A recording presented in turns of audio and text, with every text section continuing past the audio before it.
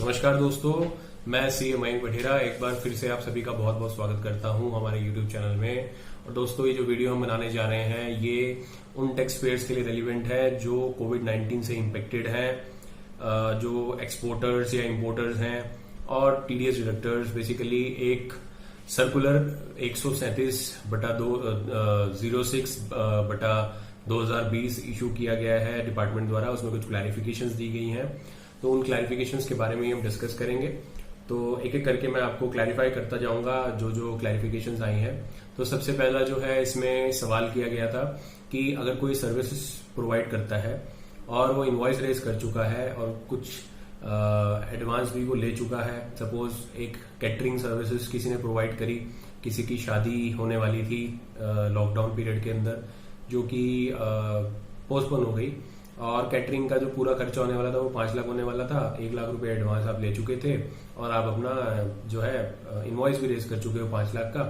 तो time of supply के हिसाब से 5 लाख का जो इनवॉइस रेज हो चुका है उस पर आपको टैक्स तो जमा करना ही था 90,000 रुपए। सपोज अगर 18% आपका टैक्स बनता है तो अब ये जो 90,000 रुपए आप जो पे करेंगे उसका आपको रिफंड कैसे मिलने वाला है, ये क्लैरिफिकेशन जो है डिपार्टमेंट द्वारा दी गई है कि आपको क्या करना है। सेक्शन 34 के हिसाब से, जीएसटी लॉ के हिसाब से, सीजीएसटी एक्ट 2017 सेक्शन 34 ये बोलता है कि आप क्रेडिट नोट रेज कर सकते हैं इस केस में और आप रिफंड अप्लाई कर सकते हैं अगले महीने के रिटर्न में, या फिर विद इन सेम मंथ भी कर सकते हैं। अगर आपने अभी तक सपोज आपका इनवॉइस है मार्च का और ये कॉन्ट्रैक्ट कैंसिल हुआ अप्रैल में, तो आप अप्रैल में क्रेडिट नोट रेज करें।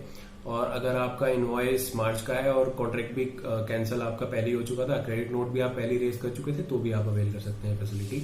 अब इसमें सवाल ये आता है, कुछ लोग कहेंगे कि मेरी पिछले महीने में जो है सप्लाईज थी और मैं पिछले महीने की रिटर्न भी फाइल कर चुका हूँ, अभी अप्रैल मंथ में मैंने फाइल कर दी है मार्च की, तो इस केस में क्या होगा।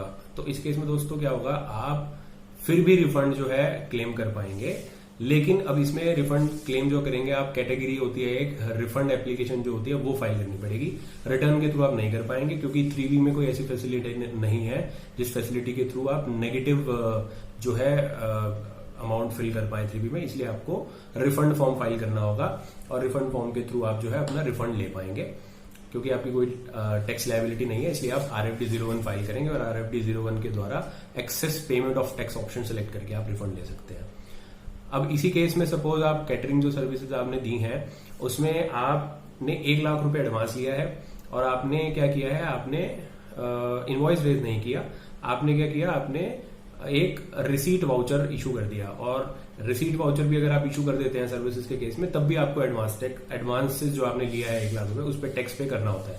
तो इस केस में आपने 18,000 अगर पे कर दिया तो इस केस में भी आप रिफंड ले सकते हैं। आप रिफंड वाउचर इशू करके आप जो है ये पैसा वापस ले सकते हैं। अभी रिफंड वाउचर की जो मैं बात कर रहा हूं, इसकी रेफरेंस आती है सेक्शन 31 सबसेक्शन 3 सबसेक्शन ई में, और ये रिफंड वाउचर जो है रूल 51 के हिसाब से इशू होता है।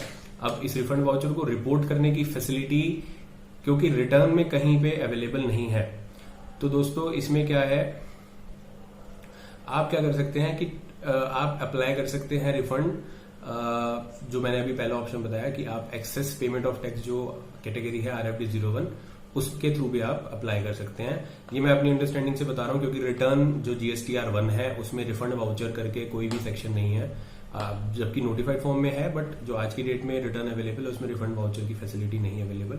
इसलिए आप RFD 01 फाइल करके आप रिफंड क्लेम कर सकते हैं। और अगर आपने जो है एडवांस लिया है सपोज अभी और रिफंड भी अभी कर दिया है, तो उस केस में तो आपने रिफंड वाउचर के थ्रू आप रिफंड कर ही चुके हैं। तो उस केस में क्या कर सकते हैं कि आप इस ट्रांजैक्शन को रिपोर्ट ही मत कीजिए क्योंकि आपने टैक्स जमा ही नहीं किया। जमा किया है उस केस में ही आप रिफंड लें और रिफंड RFD 01 के थ्रू ले सकते हैं इजीली।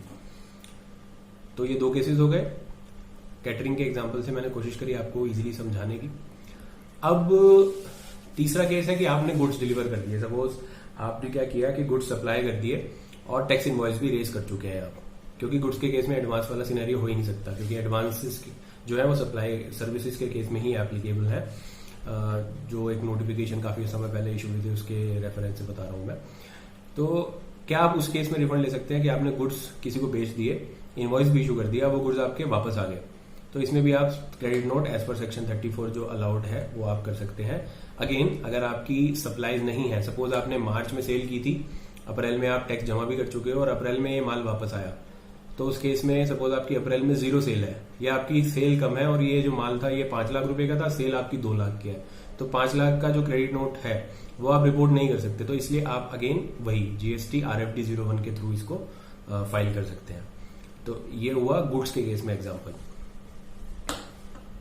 तो आप क्या करेंगे, मार्च की रिटर्न में अगर सपोज मार्च की रिटर्न आपकी, आपने 5 लाख रुपए पे सपोज 12% GST पे किया था 60,000 रुपए गुड्स पे, और अब जब आप अप्रैल की रिटर्न आपको करनी होगी तो आप क्या करेंगे, आप उसकी जो अप्रैल की 3B है उसमें क्रेडिट नोट आप रिपोर्ट क्योंकि नहीं कर पाएंगे तो वो 5 लाख रुपए आप एज अ रिफंड क्लेम कर सकते हैं। लेकिन अगर आपकी सपोज अप्रैल में कुछ सेल है, सपोज 6 लाख रुपए की सेल है, तो आप नेट ऑफ करके इजीली 1 लाख पे ही टैक्स दें, 5 लाख पे टैक्स ना दें, क्योंकि फिर GST R1 में जब आप रिपोर्ट करेंगे ये 5 लाख का क्रेडिट नोट तो वो एडजस्ट हो जाएगा अपने आप से, तो आपका रिटर्न भी मैच हो जाएगा 1 और 3B। तो ये भी ऑप्शन अवेलेबल है अगर आपकी सप्लाईज हैं अप्रैल में और वो सप्लाईज जो आउटवर्ड सप्लाईज हैं वो क्रेडिट नोट के अमाउंट से ज्यादा है। तो चलिए दोस्तों अगले जो क्लैरिफिकेशन है उस पर चलते हैं। ये क्लैरिफिकेशन LUT से रिलेटेड है। तो LUT जो है वो rule 96 capital A of CGST rules के हिसाब से आप एक LUT के द्वारा 0 रेटेड एक्सपोर्ट कर सकते हैं जिसपे आपको टैक्स जमा नहीं करना होता एक्सपोर्ट्स पे। तो अगर आपका ये LUT 31 मार्च को एक्सपायर हो गया तो उस केस में क्या होगा, क्योंकि जो नोटिफिकेशन आई है, नोटिफिकेशन नंबर 35/2020 3 अप्रैल को ये नोटिफिकेशन आई थी, तो इस नोटिफिकेशन में ये मेंशन किया गया था कि जिन भी चीजों की ड्यू डेट 20 मार्च से लेकर 29 जून तक फॉल करती है वो 30 जून तक आप कर सकते हैं कंप्लायंस। तो ऐसे ही LUT अगर आपकी 31 मार्च को वो हो गई है, एक्सपायर हो गई है, तो आप 30 जून तक सेम LUT पे जो पिछले साल आपकी एक्सपायर हो चुकी है अगर 31 मार्च को, उसी LUT का ऑटोमेटिक एक्सटेंशन हो गया और आप रिफंड क्लेम कर सकते हो, आप 0 रेटेड सप्लाई अभी भी कर सकते हैं उसी LUT के अंडर।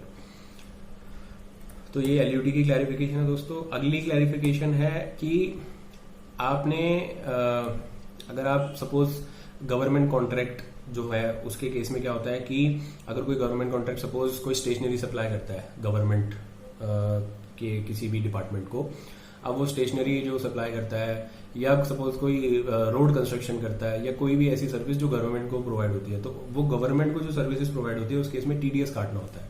तो अभी क्या है, ये TDS की जो रिटर्न है इसका GSTR 7 बोलते हैं इसको रिटर्न को, और इसमें कंसोलिडेटेड बेसिस पे गवर्नमेंट डिपार्टमेंट को रिपोर्ट करना होता है कि जो भी कॉन्ट्रैक्ट पे वो TDS काट रहे हैं बेसिकली सप्लायर्स का, जो सपोज स्टेशनरी सप्लायर या कंस्ट्रक्शन सप्लायर हमारे एग्जाम्पल में है, तो अगर कोई कंस्ट्रक्शन करता है गवर्नमेंट के लिए, तो अगर सपोज 10 लाख रुपए की उसने सर्विसेज प्रोवाइड की थी और उसका 1% TDS काटना होता है गवर्नमेंट को, तो वो TDS जो है वो 1% अमाउंट 10 लाख का वो 30 जून तक भी जमा कर सकते हैं, 30 जून तक भी वो फाइल कर सकते हैं GSTR 7।